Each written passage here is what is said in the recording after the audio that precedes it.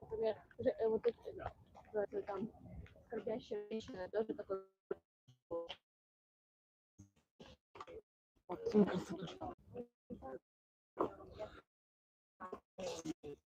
Ужасный интернет. Почти врубается, отрубается.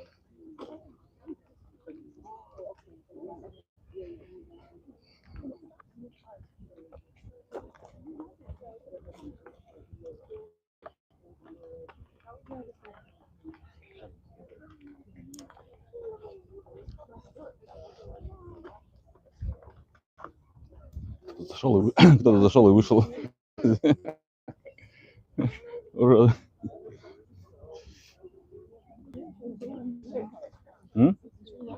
Вот просто эфир. Может, люди просто смотрят, может говорить какую-то, обсуждать какую-то тему, что-то еще. О, отсюда.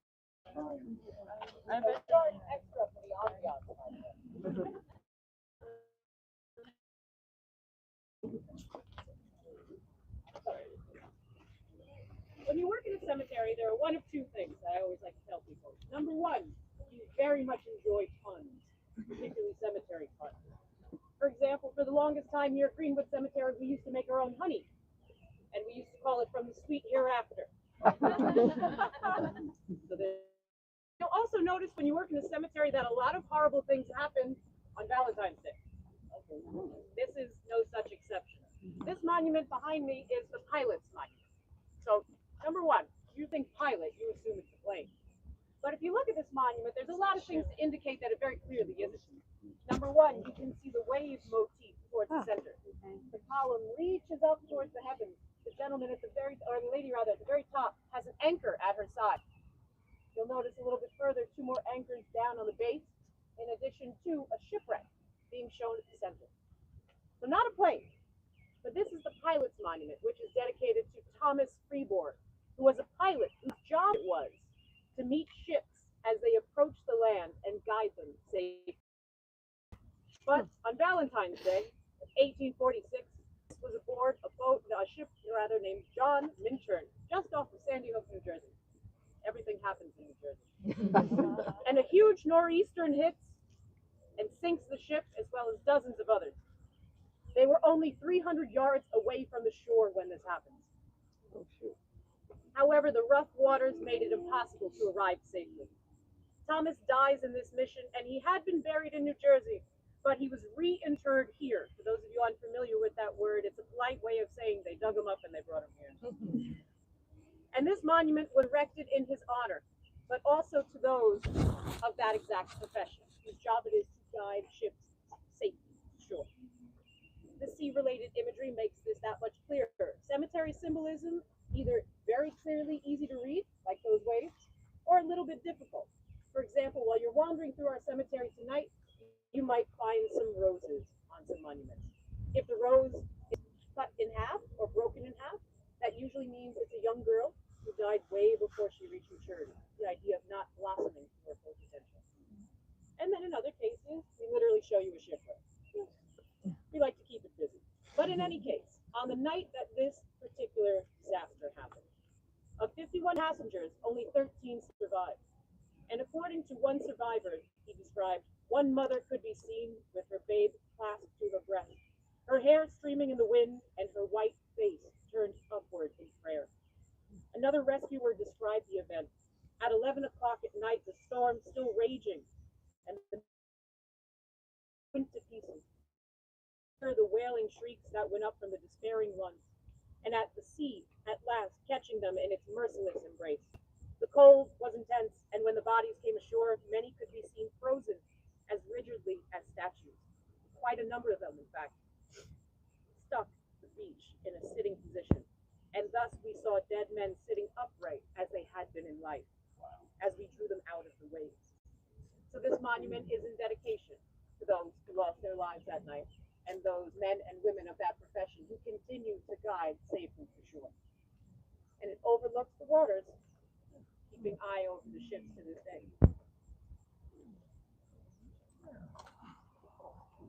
This is also the time where we get the sunset going down. So if you take a picture picture here, and by the end of the tour, I guarantee you the color is going to be completely different.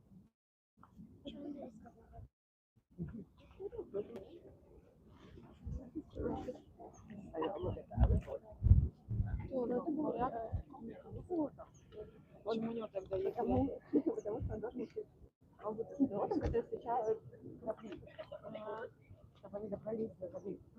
А там Mausoleums, Нью-Джерси и называется монумент пилотов, но там Wondering if we still make mausoleums. потому что Yes, mausoleums are constructed in various cemeteries throughout the United States. О, это новое кому делать? As costly as you might imagine. The stones often imported. And in this instance, you might notice that this is on a steep incline. The extra engineering also costs a little bit more. This is probably one of the largest, most recent ones that we have on the property. It is not the largest. The largest mausoleum that we have here in Greenwood Cemetery is the Steinway Piano family mausoleum, which we will pass by on our walk. However, I think the coolest one is actually the Mackey mausoleum, because he was so concerned that nobody was ever going to visit him. He made certain that there was electricity that would turn on when you opened the door, and that there would be heat, just in case. что большой мавзолей, но это не самый большой, который здесь, самый большой, который лежит, да?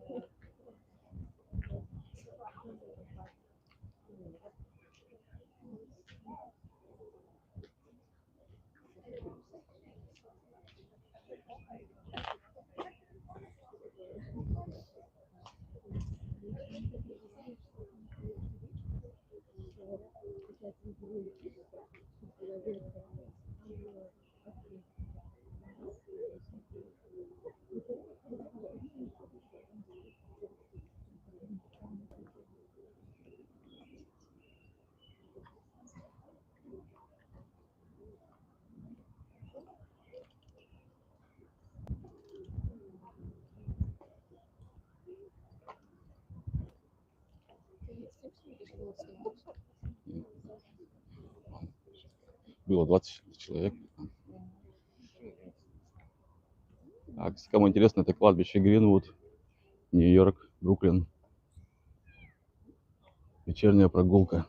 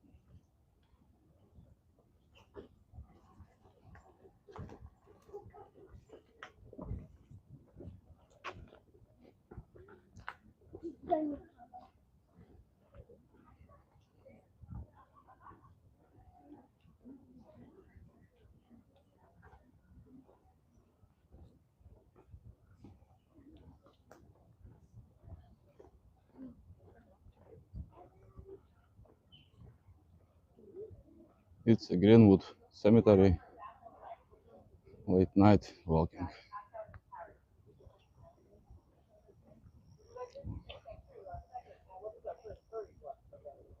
Just saw a skunk go running over that. They are out here. Oh, there they go.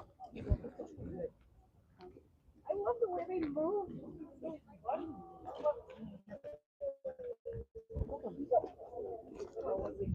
think we do have some animal lovers here then. Perfect. And you're gonna love this. So I always say to people, and I always say to people here at Greenwood Cemetery, there's a variety of different animals that live here, as we just saw. But there's also some animal guardians here at Greenwood Cemetery. For example, you might see at later points during our tour a dog on someone's grave. Dogs are often symbols of loyalty, family, fidelity. Makes sense. You'll often see, well, occasionally you'll see some cats, but usually it's going to be a sphinx, which is also a sign of protection. And then there's other questions of, are there any animals buried here at Greenwood Cemetery? My answer to you is yes, maybe. Technically, going by biblical standards, to be buried as a human in the same spot as an animal goes against the grace of God. The idea of a separation between animal and human is a very firm belief within the Bible. So, as you might imagine, the Victorians had that very hardly saturated in their heads. There are pet cemeteries throughout the world, one notably in Paris, but if you're willing to take a short train ride around Westchester, Hartsdale Pet Cemetery does exist, where you can visit a variety of furry, friendly, and scaly friends that are interred there, including many of the dogs responsible for saving individuals from 9/11 at 9/11, as well as bomb-sniffing dogs from NYPD. Mariah Carey's cat is also buried there. Now, where am I going with this? Well, this gentleman behind me with the big giant head, not pretentious at all, is a gentleman by the name of Elias Howe. Elias Howe was a famous inventor, and at a very young age he was working in the factories, which were dangerous, dirty, and often underpaid. Well, he decided that there must be a faster way to make clothing. So he started working on patents to make that happen. Things that would become the beginning of the modern sewing machine. He wanted to get some money to make sure that that happened. So he went looking for some investors. It didn't happen. He went to Europe looking for some investors, and that didn't happen either. But when he came home, he found out that a gentleman by the name of Singer had taken his patents, made the modern sewing machine, and became a very, very rich man. So Howe sued Singer, and then Howe became a very, very rich man. And all of that is really fun. But come over here and look at this dog.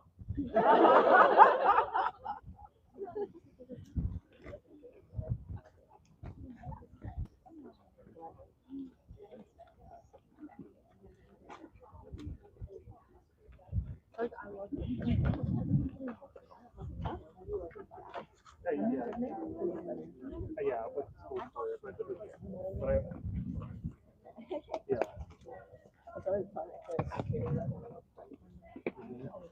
yeah. Yeah.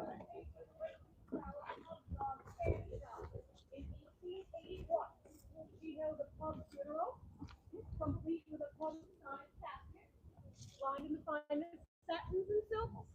She hired professional mourners for dear Fanny, handed out prayer cards. This area here, this giant stone circle, implies that this is the family plot for the house. She put a dedicated stone to Fanny within the family plot. Is Fanny buried here? Yes, maybe. There's proof that the stone was put in. There were conversations had. There were articles in the New York Times about how it's inappropriate for animals and humans to be buried in the same space. They were told to remove her. But the most amazing poem is on Fanny's grave. It says, "Only a dog do you say, sir critic, only a dog, but his truth I prize. The purest love I have won in living lay in the depths of her limped eyes. Heat of summer nor frost of winter could make her wander if my footsteps led, and memory holds in this treasured casket the name of my darling who lieth dead." This is Fanny the pug. Died in 1881. People leave her things, as you might imagine. They leave her biscuits and squeaky toys because she's such a good girl. And in some instances, they also leave her sticks and various other pug accoutrements. Please feel free free to pay your respects towards dear Fanny. She is by far my favorite permanent residence here, aside from my mother, here at Greenwood Cemetery. So please take some pictures, pay your respects. I'll meet you over at the end of Howe's grave when you're ready.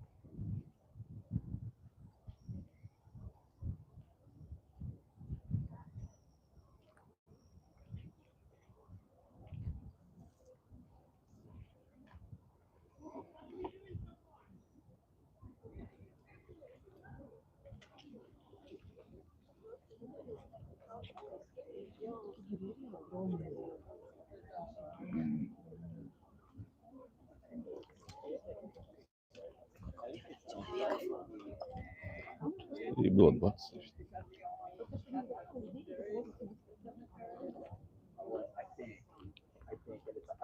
Oh, you thought that.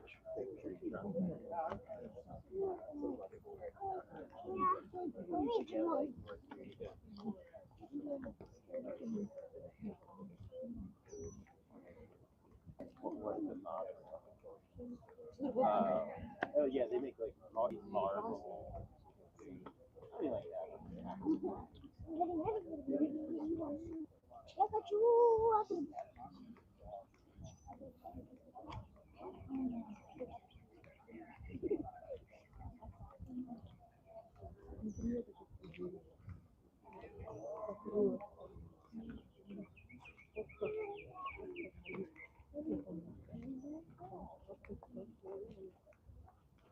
Oh, you think it's married?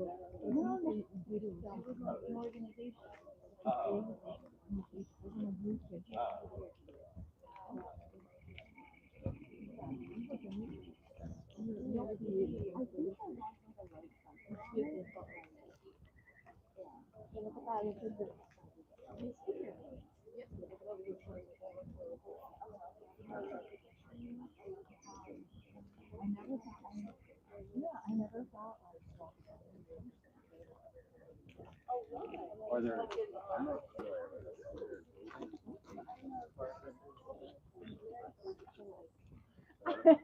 Give me an example. What is the date the building was built?